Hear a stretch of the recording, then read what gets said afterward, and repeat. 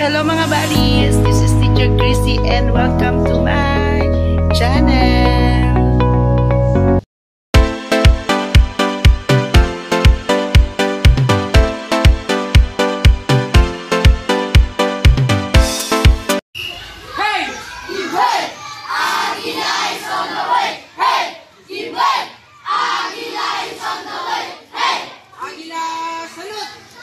Good morning! Good morning, Ma'am Chrissy! Ngayong araw na to, so ituturo ko sa inyo ang limang paraan ng pagkakabit ng bandage kapag injured at inyong kasamahan.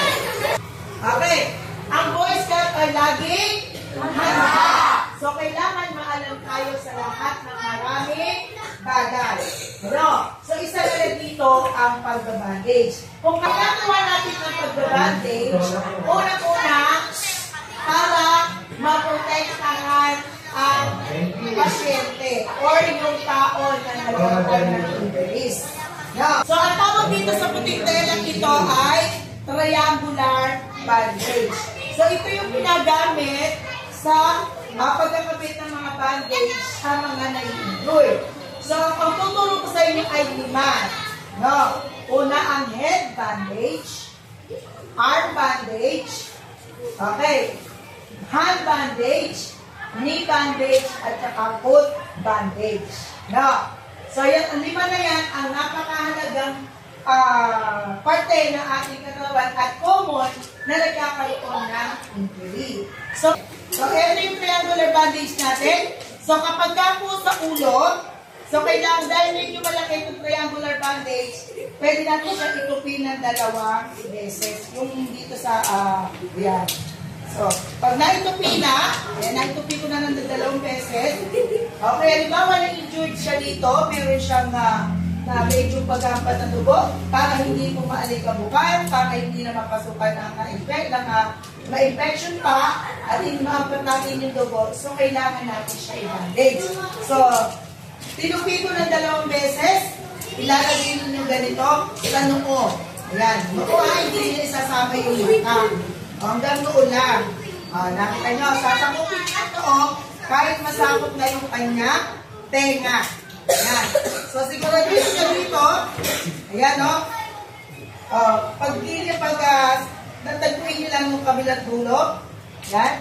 And then, huwag masyadong maipit at huwag din naman masyadong maluwag. Okay. Bakit pagka masyadong maipit? Kasi mayroon na sugat, kita mo pa lalo siya nasaktan. Bakit naman huwag masyadong maluwag? Malalala. So, kailangan sakto lang. So, maluwag ba? Maipit. Yan. So, ibubulang natin siya ng 2 beses. Isa. And then, 2. Meron nakalaylay dito. So, yung nakalaylay na yan, itatago nyo yan sa magkabilang side. Okay.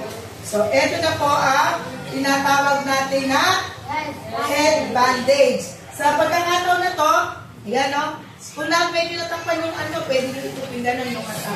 Ayan. So, ang head bandage natin, tiyak na maprotektahan na yung kanyang ulo. Ayan. So, maayos, wala pong nakalawit na nakatali dyan, nakatiko, nakatago. So, mapuprotektahan na natin yung kanyang ulo. So, yan yung tinatawag natin na head bandage. Okay, pangalawa, ang tinatawag natin na arm bandage. Okay, sa arm bandage, so, gagamitin din natin yung triangular.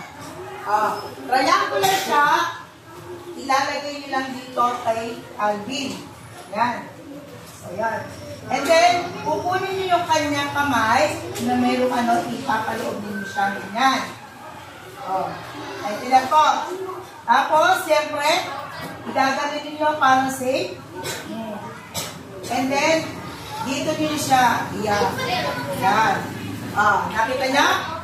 Ulitin ko ha. So, yung triangular, ulitin ko lang ha. Ganyan ang lagay. Ay, tinan po, mamaya ha. Tandaan nyo. Ganyan. Ilalagay sa katawan. Igaganon mo yung na-affected na area. And then, kukunin mo yung dulo. Okay, so, ilalagay mo dito sa kabilang side. Ayan, so, nakasapo na yung kanyang injury. And then, ibubuhol mo lamang dito. No, bubuhol dito. Ayan. So, buhol mo lang din ng 2 beses. Huwag din masyadong hipit at huwag din masyadong maluwag. Ayan. So, sa pagkakataon na to, yung kanyang na-injured na kamay ay protektado na, nakabitin na siya. No? Kasi pagka na-injured yung kamay, bawal galawin yan, baka mapilay panlalo. So, nakita ninyo na i-safety natin yung kanyang kamay. So, nakatali siya dito ng 2 para naman hindi makalas. No? So, yan yung tinatawag natin na, ano yan? Okay, arm bandage. Sa hand bandage, so, kakailanganin natin yung mailapad ng kanyang kamay. Halimbawa, ang kanyang kamay ang na-injured. Halimbawa, itong kaliwang kamay. Sige, kaliwang kamay. So, ito yung kaliwang kamay. So, ilapad lang ang triangular bandage. Ayan. Ipatong ang okay, ganito. Ayan. Ipatong ang affected na kamay. Yan, sige na. Okay, yung dulo. Ganon. Nakikita ba? Okay, ha? Ayun na, nakita nyo. And then, itong kabilang nila, itong left side, lagay sa right side. And then, ito naman ay ilagay dito sa left side. So, mababandage natin. And then, itali. Okay. Iikot ulit. Iikot ulit hanggang sa yan. Maubos yung tali ang ano na, and then itali ng 2 beses. Naintindihan po? Natin, ayan. So, nakabalot na, nakabandage na, protektado na yung kanyang affected area. Tiyak na hindi na siya maaalikabukan o mapapasukan pa man ng anumang mikrobyo. Okay, so ito ay tinatawag natin na ano? Hand bandage. Ayan, so yan ang hand bandage. So sa knee bandage, ito. Okay, so kailangan lang dito, itupin nyo lang dito ng medyo ganyan. Tapos, di ba tinupin nyo yung isa?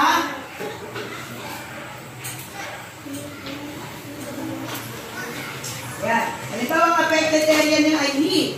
So, ito, triangle ay nandiyan.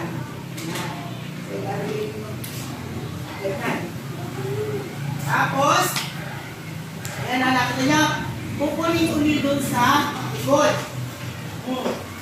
Siyempre, ulitin ko, kailangan hindi masyadong maipet, hindi masyadong maluwag. So, i-ikabit lang. Kung mahaba ito, pwede ninyong dalawang ganon. And then, itali. Yung kamay mo yung sabay.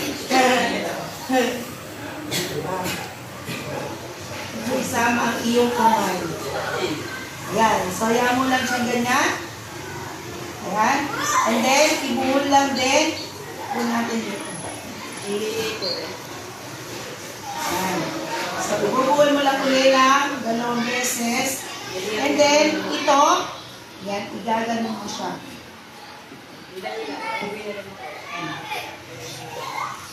Ayan. So, sigurado ang kanyang knee ay safe na. Ayan. So, ito ang tinatawag natin na knee bandage. Okay. Nandiyan po. Okay. Panghuli. Okay, ang tinatawag natin na foot bandage. Okay. So, ang foot bandage naman, ang affected area ay ang kanyang paa na pilay. Okay, napilay ang kanyang paa. Okay, video mo yung paa niya. Okay. So, ang gagawin, ilalapin dito ang iyong bandage. Okay. So, ilagay din yung paa. And then, kunin ang dulo. And then, ilagay sa right side. And then, iyan sa left side. Tapos, ilagay dito sa likod. Yan. Saka ibuhol ng 2 beses. Yan. So, yung natira, ipit nyo lang dito sa magkabilang. O pwede nyo na rin tali kung kaya pa. O ito, pwede nyo na siyang. Okay. So, yan tinatawag natin na foot bandage. So, sa pagkakataon na yan, protektado na ang kanyang mga paa. Okay. So, yan po yung tinatawag natin na 5 bandages. Okay, kaya nyong gawin?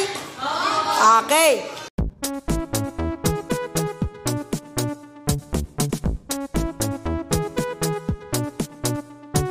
Happy is the perfect word to describe how I feel. When I'm with you, I'm at ease. I can let down my hair. We can be silly together.